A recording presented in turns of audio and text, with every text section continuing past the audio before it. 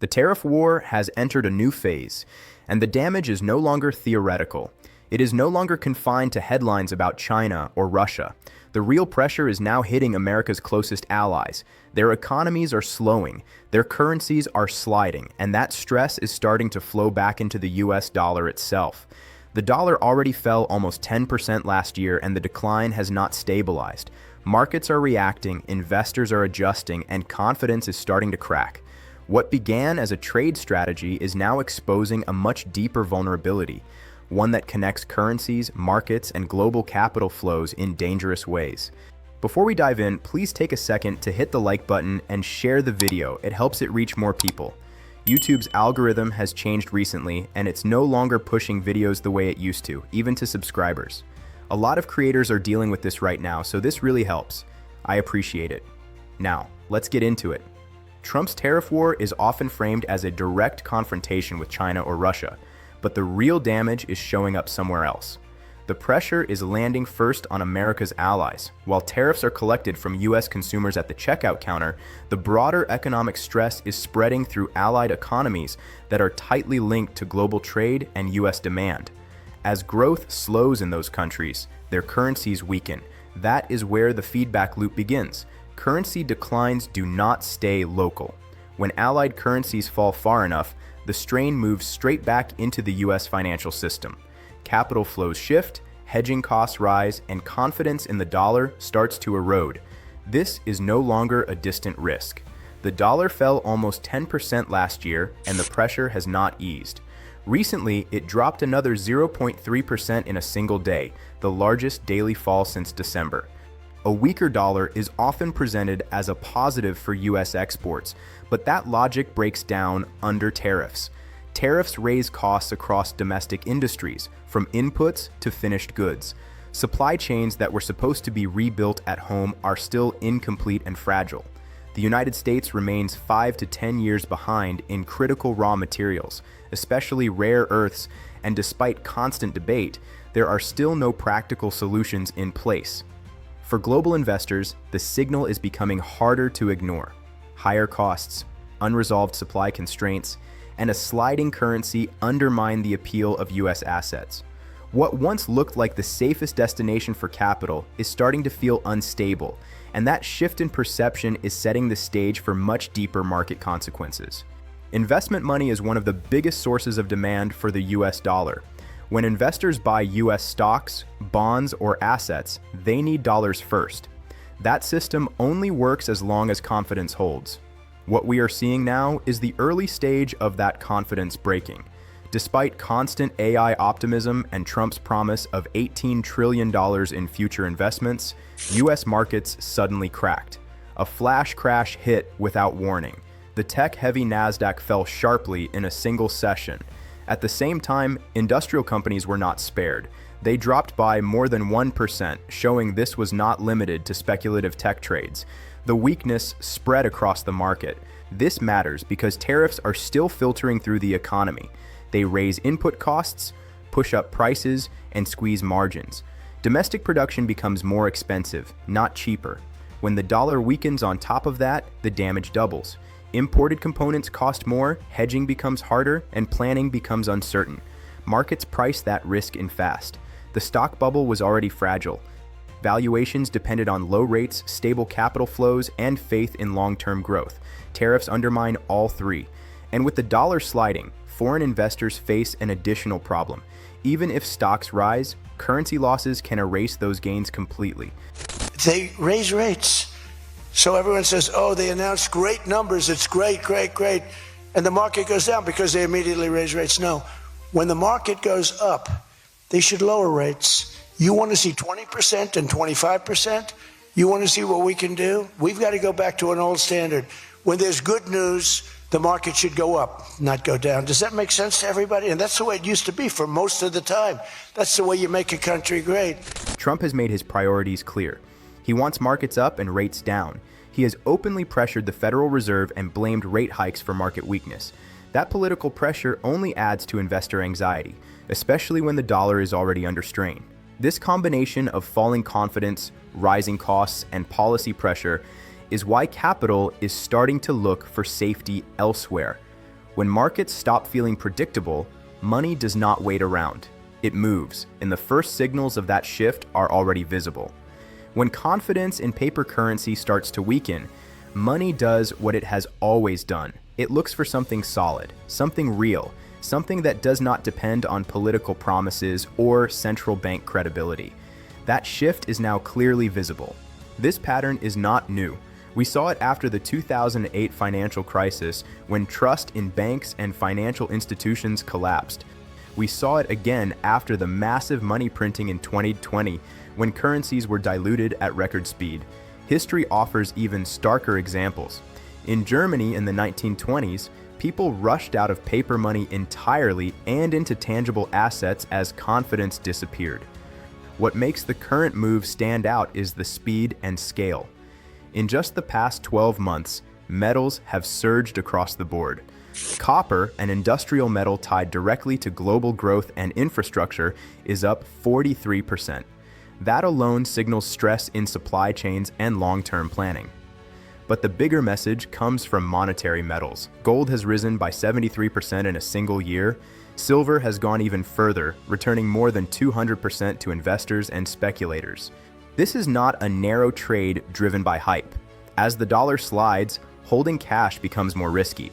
Foreign investors face the double hit of market volatility and currency losses. Even strong returns on paper can vanish once exchange rates are factored in. Metals remove that layer of uncertainty. They sit outside the financial system and do not rely on policy coordination or political discipline. That is why each new drop in the dollar adds fuel to this move. The weaker the currency becomes, the stronger the incentive to exit dollar-based assets altogether. This flow into metals is not the end of the story. It is a signal that pressure is building elsewhere, where currency stress is already turning into something much more dangerous. This is where South Korea turns from a background risk into a frontline problem, and where Scott Bessent enters the picture. The Korean won has weakened to its lowest level since 2009. Since rate hikes began in 2022, the currency has lost nearly 25% of its value, a move large enough to reshape investor behavior and capital flows. Korean investors did not sit still. As confidence in local assets faded, they moved their money abroad. Last year alone, they bought $43 billion in US stocks. That flow helped support American markets at a time when domestic demand was already under pressure. The uncomfortable reality is that parts of the US stock market are now leaning on Korean capital to stay afloat. The reasons behind the won's decline are structural. The Federal Reserve has not cut rates fast enough, and the interest rate gap between the US and Korea continues to pull money out of the country. On top of that sits the $350 billion investment pledge Korea made to Trump. Markets understand the math. Korea does not have $350 billion in spare cash waiting to be deployed. That promise hangs over the currency like a shadow. There is also a deeper constraint. Korea already faces a reserves problem. The country holds about $420 billion in foreign exchange reserves, but that figure includes roughly $145 billion in US treasuries. If the won keeps falling, Korea may be forced to intervene.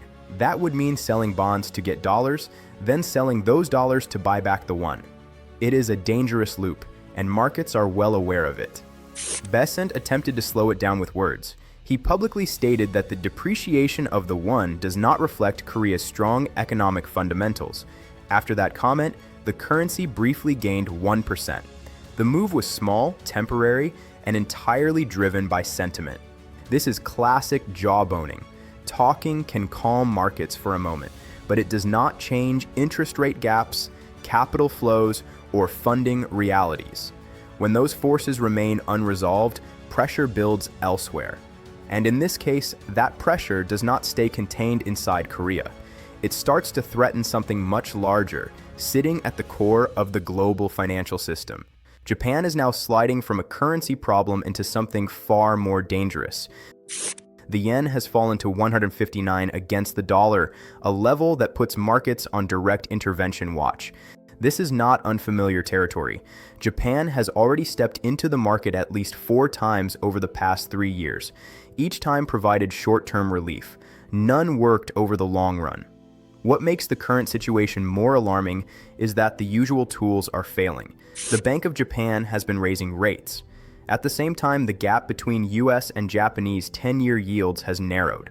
Under normal conditions, that combination should help stabilize the yen. This time, it has not. Investors continue to sell. Confidence continues to erode. As the currency weakens, the economic pressure builds internally. Imports become more expensive almost immediately.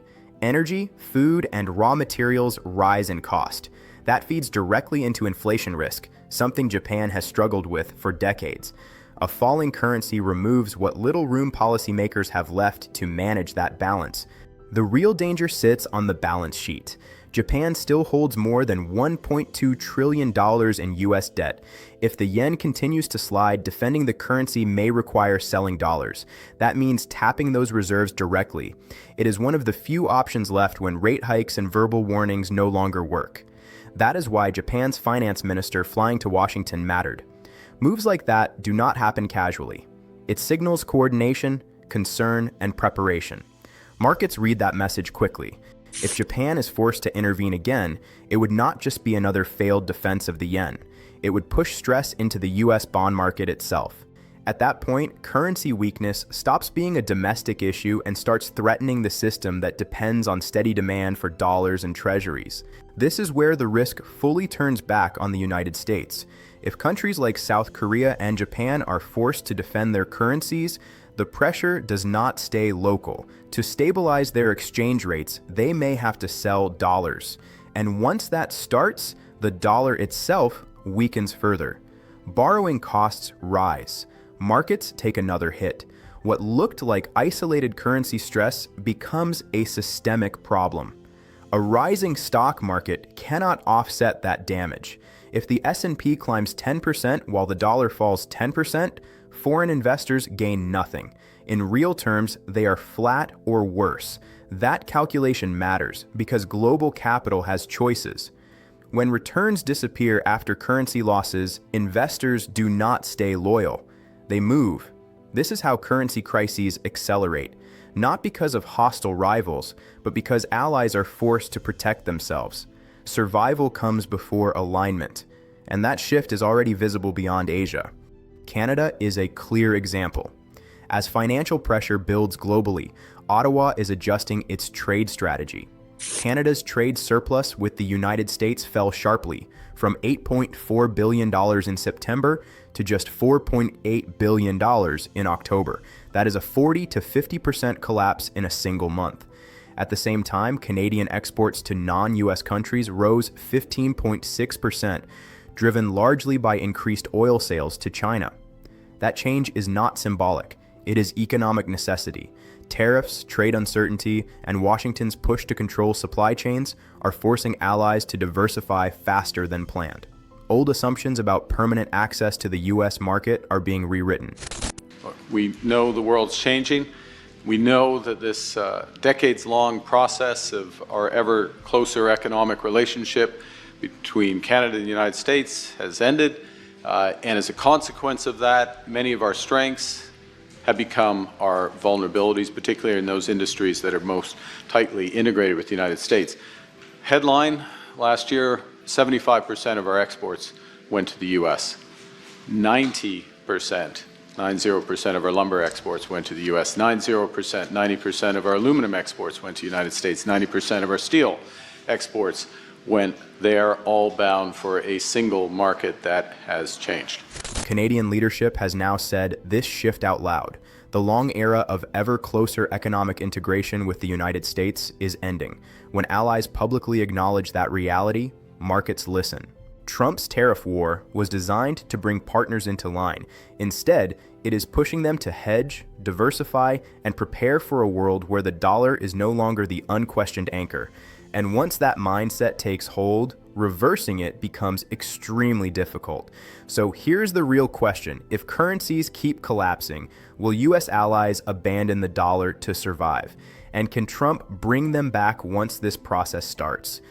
Let me know what you think in the comments. And don't forget to like and share the video. It helps the video to reach more people and survive the new YouTube reality. Thanks for watching, and I'll see you in the next one.